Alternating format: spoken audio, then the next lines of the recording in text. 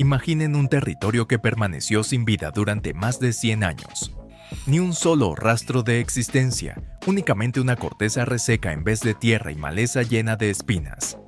Ahora visualicen cómo apenas 23 animales pudieron revivir este yermo y transformarlo en un paraíso floreciente. Los bisontes.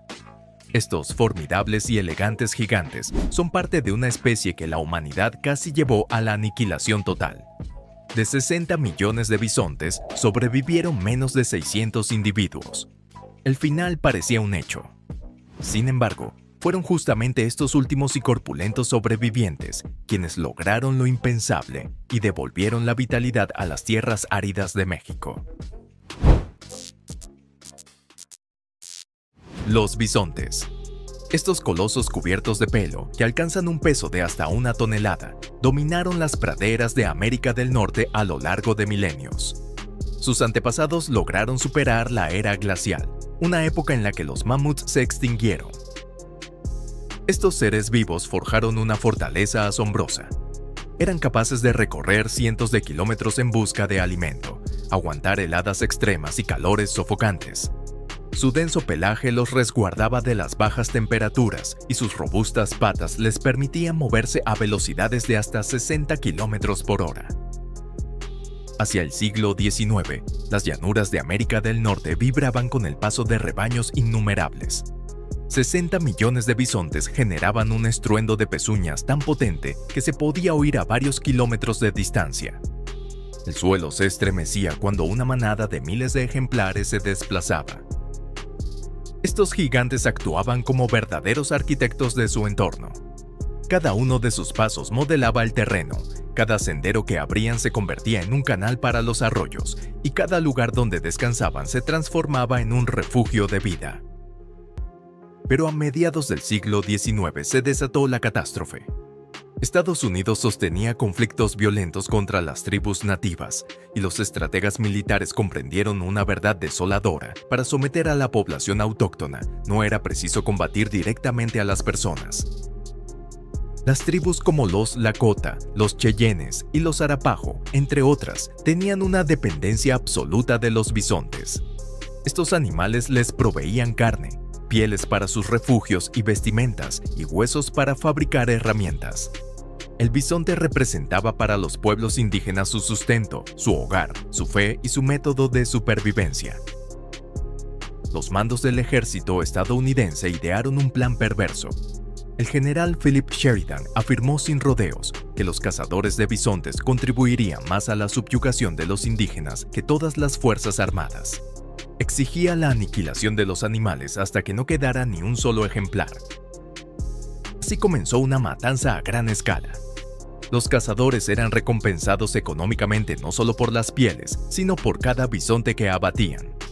Se trató de una auténtica campaña de exterminio animal, que contaba con el respaldo del gobierno. La construcción del ferrocarril transcontinental brindó la posibilidad de mover con celeridad las presas de caza hacia el este. Con las pieles se fabricaban correas de transmisión para las industrias, mientras que los cuerpos sin vida simplemente se dejaban abandonados en las praderas. La magnitud de la cacería dejaba perplejos incluso a quienes vivieron en esa época. Un solo tirador era capaz de abatir hasta 300 bisontes en una jornada. Los cazadores profesionales se enorgullecían de haber cazado miles de animales en una sola temporada. Buffalo Bill llegó a declarar que en un lapso de 18 meses había acabado con la vida de más de 4,000 bisontes. Esto equivalía a la desaparición de una manada completa cada pocos días. Las estadísticas sobre la disminución de la población eran espeluznantes.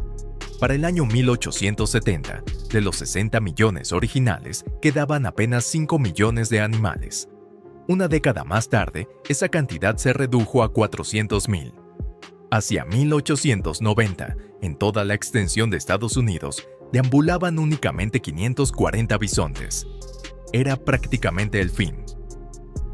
Las praderas de México padecieron un destino similar.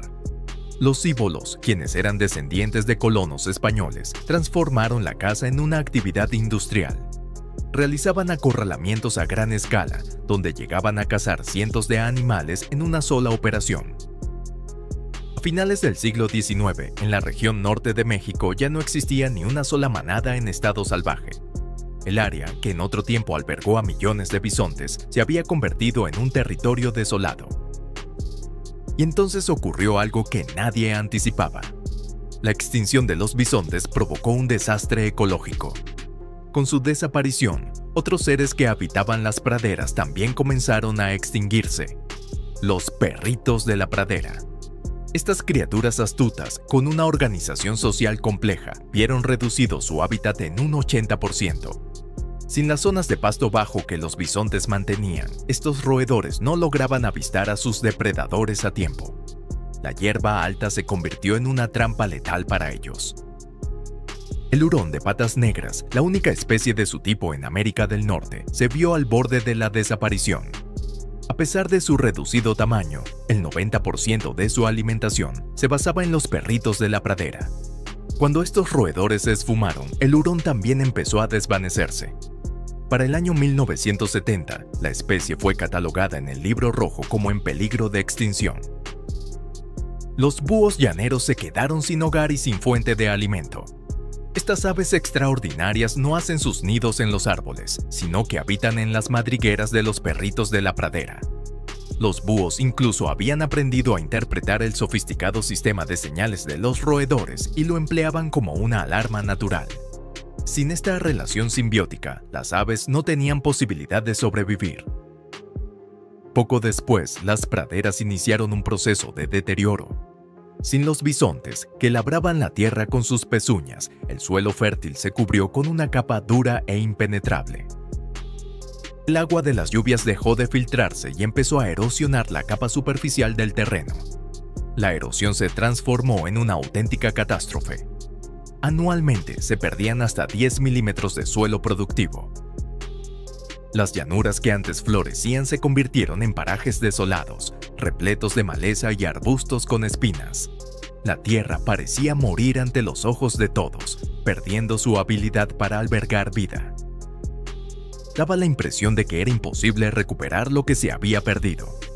El ecosistema estaba fracturado, las redes alimentarias destruidas y el territorio se había transformado en un desierto sin rastro de vida. Pero en el año 2009 se inició una asombrosa historia de renacimiento. 23 bisontes, procedentes de la manada de Wind Cave en Dakota del Sur, emprendieron un viaje de miles de kilómetros. La selección de estos animales en particular no fue una coincidencia. La manada de Wind Cave es única, ya que en sus genes casi no existen cruces con ganado doméstico. Son descendientes puros de los bisontes salvajes. Su nuevo hogar fue la reserva de la biosfera de Janos, ubicada en el estado mexicano de Chihuahua. Fue precisamente en este lugar, en el norte de México, donde alguna vez pastaron millones de bisontes. En ese momento, el paisaje ofrecía una imagen desoladora de páramos calcinados por el sol. Los científicos albergaban dudas sobre si 23 animales podrían generar algún cambio en aquel desierto carente de vida. El desenlace fue mucho mejor de lo que se esperaba. Para el año 2018, la población había aumentado a 200 individuos. Sin embargo, el verdadero milagro no residía en las cifras. La tierra que había estado inerte comenzó a resurgir. Los bisontes demostraron ser unos ingenieros del ecosistema excepcionales. Cada día recorrían hasta 3 kilómetros, y durante todo ese trayecto, sus pesadas pezuñas iban rompiendo de manera sistemática la costra del suelo. En este punto, es crucial comprender una aparente contradicción. ¿Cómo es posible que animales que pisotean la tierra puedan en realidad mejorarla? La clave está en que los bisontes se desplazan constantemente, recorriendo kilómetros a diario, y nunca permanecen mucho tiempo en un mismo sitio. A diferencia del ganado doméstico, que tiende a agruparse cerca de los puntos de agua y compacta el suelo en exceso, los bisontes generan una ligera aireación. Sus pezuñas fracturan la superficie del suelo en lugar de convertirla en un caparazón impenetrable. El agua de lluvia encontró la manera de penetrar en la tierra. Donde antes se deslizaba sin provecho, ahora se creaban depósitos naturales de humedad.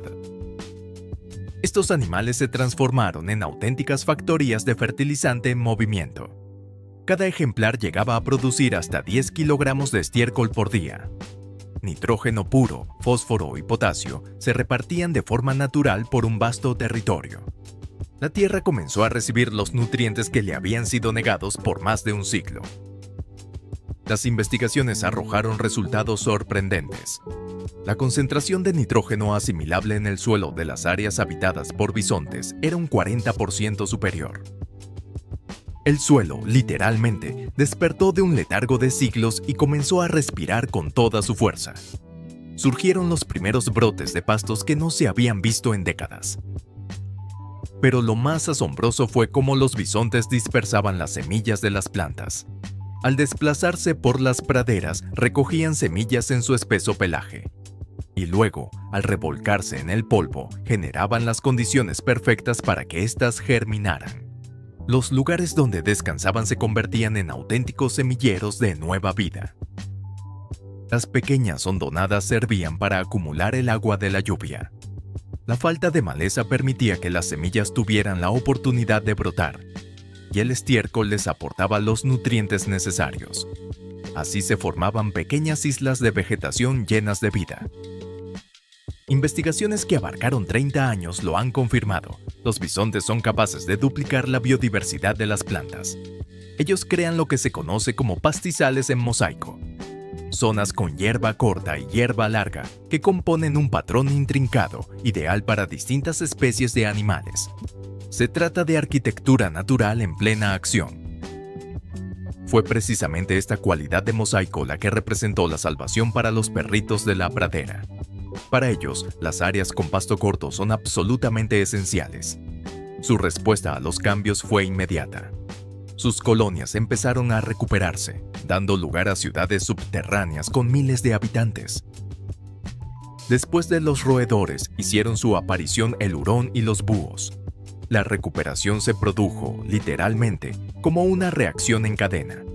Los bisontes generaron las condiciones para las plantas atrajeron a los roedores y estos, a su vez, ofrecieron refugio y alimento a los hurones y a los búhos. Los arbustos invasores, que habían colonizado las praderas tras la desaparición de los bisontes, comenzaron a retroceder. Estos titanes no solo los aplastaban con sus pisadas, sino que también se alimentaban de sus brotes tiernos. El triunfo del proyecto en la reserva de Janos ha motivado a los científicos a trazar planes de mayor envergadura. Actualmente, se está diseñando un programa para establecer un corredor biológico para los bisontes entre Estados Unidos y México. Ecologistas de ambos países tienen la intención de consolidar una manada autosuficiente que pueda expandirse de manera natural por sus territorios históricos. El aspecto más relevante que este proyecto ha puesto de manifiesto es que la naturaleza está dispuesta a perdonar nuestras equivocaciones, siempre y cuando estemos dispuestos a enmendarlas. Cada nuevo bisonte que nace en las praderas de México representa una victoria más frente al desastre ecológico que los seres humanos provocaron en el pasado. No olviden suscribirse al canal y dejar su opinión en los comentarios.